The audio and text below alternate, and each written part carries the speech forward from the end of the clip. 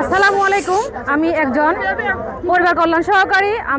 আমরা আজকে কর্মবিরতির দ্বিতীয় দিন উপস্থিত হয়েছি এখানে। আজকে আমাদের কর্মবিরতি হচ্ছে যে 2 তারিখ থেকে 11 তারিখ পর্যন্ত।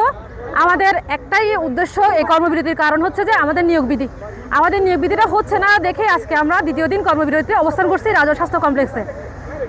আমাদের সারা বাংলাদেশে 33,000 কর্মচারী আছে, FWA, FPI এবং FWV যারা আছেন আর কি।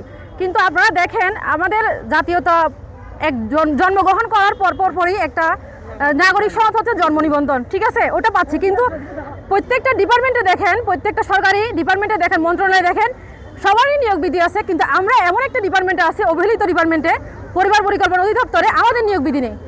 উপজেলা পরিবার পরিকল্পনা বিভাগের পরিবার কল্যাণ পরিদর্শিকা, পরিবার কল্যাণ সহকারী এবং পরিবার পরিকল্পনা পরিদর্শক সবাইকে এবং উপস্থিত সম্মানিত সাংবাদিকবৃন্দ সবাইকে আমার আন্তরিক শুভেচ্ছা, অভিনন্দন এবং আবার সালাম জানাচ্ছি। আমি রাউজান উপজেলার পরিবার পরিকল্পনা বিভাগের পক্ষ থেকে আমাদের যে কেন্দ্রীয় নির্দেশনা, সেই নির্দেশনা মোতাবেক কিছু তথ্য তুলে ধরব। 1965 সালে তৎকালীন পাকিস্তান সরকার যখন ছিল, পাকিস্তান সরকার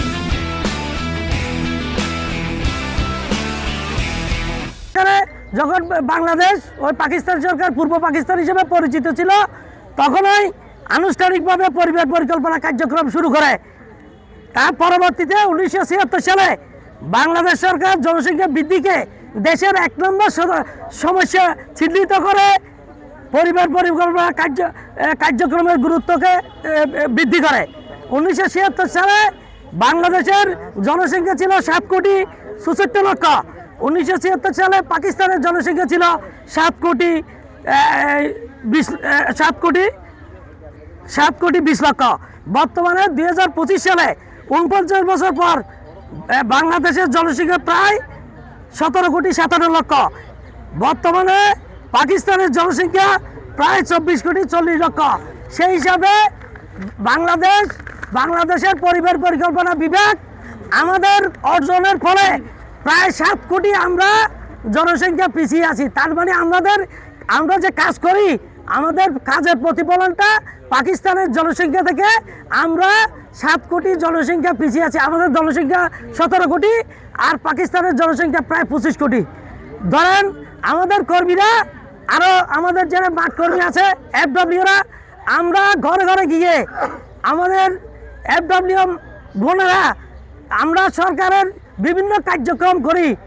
ধরেন আমরা এই যে একটা পরিবারের আর্থসামাজিক উন্নয়ন করতে, রাষ্ট্রের সামাজিক জীবন উন্নয়নে, পরিকল্পিত পরিবার গঠনে আমরা সহযোগিতা করি।